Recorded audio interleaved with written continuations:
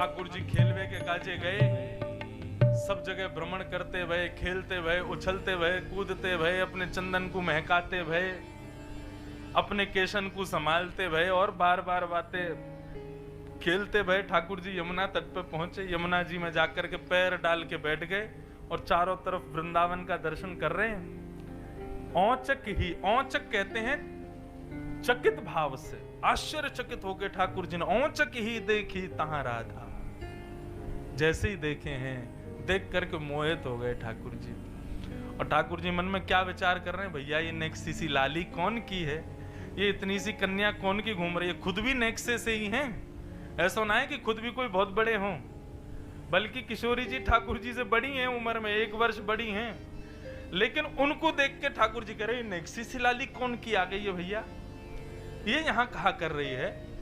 और उनके रूप को देख करके अब सूरदास जी कह रहे हैं अब दोनों का प्रथम संवाद हो रहा है। सूरदास जी कहते हैं बूझत श्याम कौन तू गोरी, बूझत श्याम कौन, सब लोग गाओ गोरी। ठाकुर जी पूछ रहे हैं अरे गोरी, अरे नेक्सी सी लाली तू कौन की है।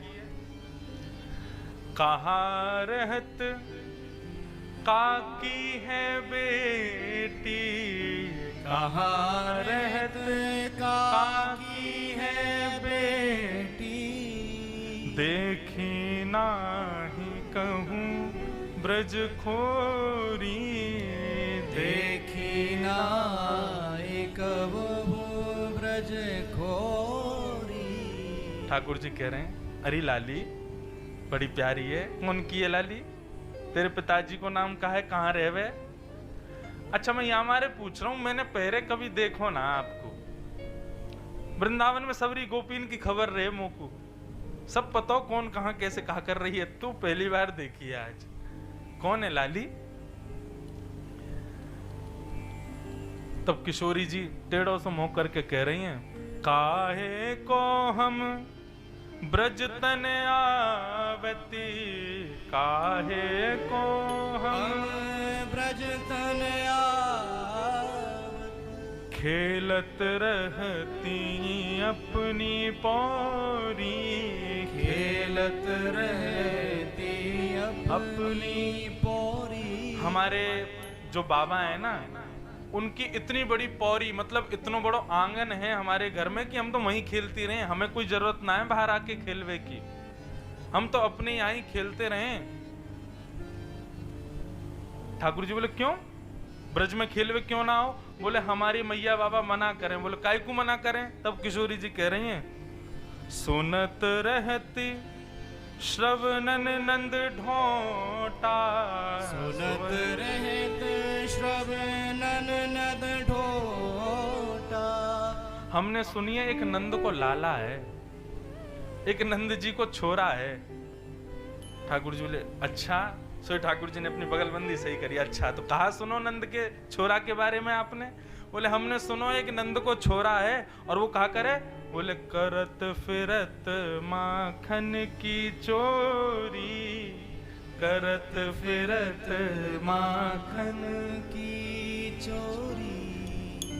हमने सुनिए एक नंद को छोरा है, वो जगह जगह चोरी करतो फिरे, माखन की दहीन की चोरी करे।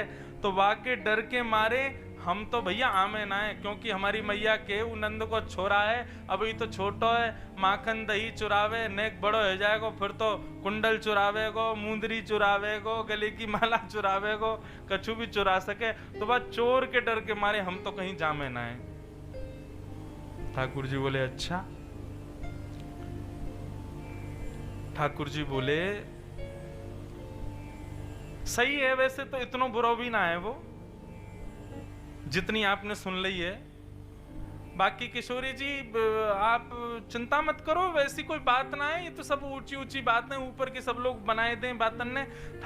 किशोरी जी बोली वैसे एक बात कहूं। बोले बताओ। बोले आपके नैनन की मटकाहट देख करके और ये बोलवे को तरीको देख के मुझे यूं लग रहा है नंद के छोरा कहीं तुम ही तो नहीं हो। ठाकुर जी बोले हाँ हूं, मैं ही हूं नंद को लाला, लेकिन आप जो ये सब सुन के आई हो मेरे बारे में, तुमरो कहा चोर हम ले हूं, हमने तुम्हारो कहा चोरी कियो, तुम्हारो कुछ चुरायो। लेखन चलो संग मिल जोड़ी, हमने तुम्हारो कछु चुरायो तो है ना। लेकिन किशोरी जी मन ही मन कह रही है, बोले चित्त तो चुरा ही लियो है, चोर तो तुम हो नंबर 1 के। लेकिन दोनों की एक दूसरे से परस्पर बात भई है। और ठाकुर जी के सुंदर भाव सुनकर के किशोरी जी रीझ गईं। तब ठाकुर जी कह रहे हैं चलो हम कछु देखवे चलें। सूरदास प्रभु रसिक शिरोमणि, सूरदास प्रभु रसिक शिरोमणि। कौन है ठाकुर जी? बोले रसिकन के शिरोमणि है, रसिकन के राजा हैं। और कहा करी? बोले बातन बुरही राधिका भोरी, बातन अपनी बातन के भाव में, बातन के जाल में भोरी सी राधा रानी फंसा ली। अभी अभी तो मिले हैं, इतने में तो गले में गलवैया डाल के बोले चलो तुम्हें ब्रज मंडल घुमा दें हम, आओ हमारो ब्रज कैसो, हमारी यमुना जी कैसी, हमारे वृक्ष बल्लरी कैसे, चलो दिखा मैं। किशोरी जी बोली अच्छा चलो। सब घूमते रहे। किशोरी जी बोली अच्छा आपसे मिल तो लिए, आपको नाम कहा है? बोले हमारो नाम काना कुंवर, कान कुंवर, ये हमारो नाम है। और हमारो गांव नंदगांव, याद रखियो। बोले ठीक है। अब पूरे दिन तो सब घूमते रहे। सगन कुंज कैसी हैं, यमुना जी कैसी बह रही हैं, सुंदर सुंदर ब्यार बह रही है, सब कुछ इतना सुंदर देख करके किशोरी जी को मन बड़ो प्रसन्न है गयो। लेकिन तभी कहा भयो किशोरी जी की दृष्टि पड़ी ठाकुर जी के गले में पहनी वही मणि के ऊपर। आहा, इतना सुंदर भाव है, कितनी भोली हैं किशोरी जी। ठाकुर जी ने गले में एक मणि पहनी है और वह मणि को देख करके किशोरी जी कह रही हैं प्यारी जू की सहज अटपटी बोलिनी, प्यारी जू की सहज अटपटी बोलिनी। अभी तो सवेरे मिले हैं, थोड़ी देर घूमते घूमते एक दूसरे के सामने बैठे। किशोरी जी ने जैसे ही ठाकुर जी के गले में मणि को देखो, मणि को देख करके किशोरी जी रूठ के बैठ गईं। अब ठाकुर जी बोले कहाँ भयो, आप रूठ क्यों गई हो? अब किशोरी जी कितनी भोली हैं या को वर्णन कर रहे हैं।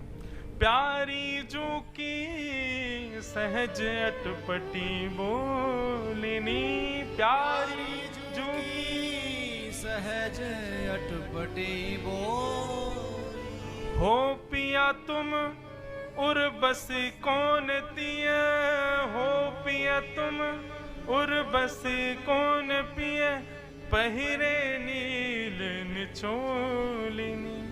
ये आपने अपने गले में एक नील मणि पहन रखी है? ठाकुर जी बोले हाँ। बोले यार नील मणि में एक गोपी को चित्र मुझे दिखाई दे रहा हो, ये कौन है? आपने सवेरे सवेरे हमसे मित्रता करी, लेकिन गले में मणि में पहले थी कोई और बैठा रखी है आपने। ठाकुर जी ने देखो, बोले अच्छा, या गोपी को देख के कछु लग रहा है आपको? तब किशोरी जी कह रही और नहीं तो।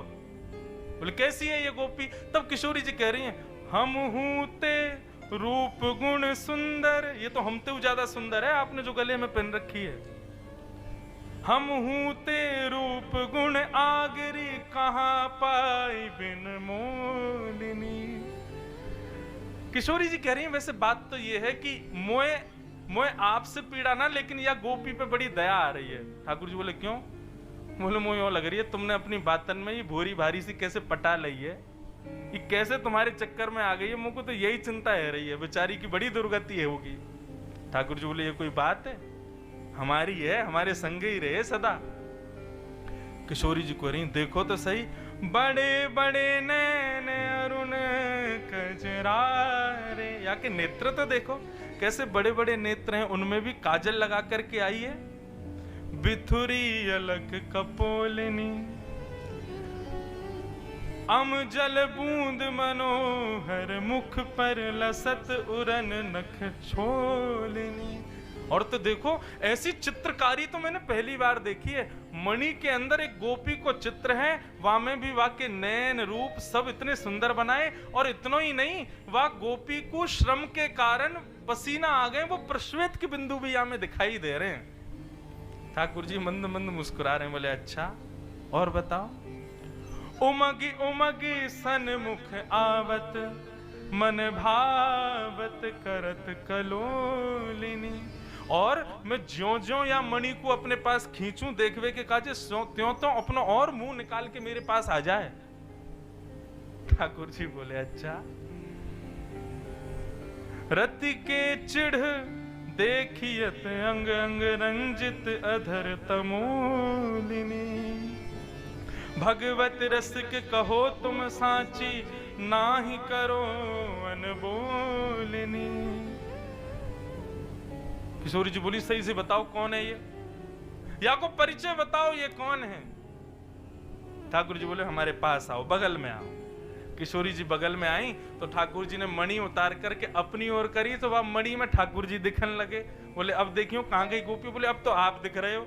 और जैसे किशोरी जी की तरफ करी तो किशोरी जी दिखने लगी। बोले आ गई गोपी। बोले अरे ये तो मैं ही हूं। बोले और नहीं तो आप ही दिख रही, आप अपने ही रूप को बखान कर रही हो। ऐसी भोरी हमारी श्यामाजू। विचार करो बंधु, किशोरी जी अपने ही रूप को गुण कह रही हैं। जिन किशोरी जी के रूप पर श्याम सुंदर मोहित है जाएं, भैया वो किशोरी जी कभी कभी अगर ऐसा वर्णन करें कि भैया ललिता विशाखा किशोरी जी के जो अंतःपुर है ना, वहां में जितने भी प्रतिबिंब दिखने वाले, जितनी भी मणि और शीशा लगे हुए, सबन पर कपड़ा डाल के रखें। क्यों? बोले किशोरी जी अपने आप को देख लेना तो अपने रूप पे भी मोहित रह जाएं, इतनी सुंदर है। ठाकुर जी कह रहे हैं यहाँ मणि में कोई और ना है, आप कोई प्रतिबिंब दिख रहा हो और अपने प्रतिबिंब को देख करके ही आप चढ़ रही हो। किशोरी जी ने शर्माए कहीं। ठाकुर जी बोले देखो शर्माओ मत, हम तो सदैव आपके रूप को बखान करें, लेकिन आज आप ही अपने मुख से अपने रूप को बखान कर रही हो। कितना सुंदर स्वरूप।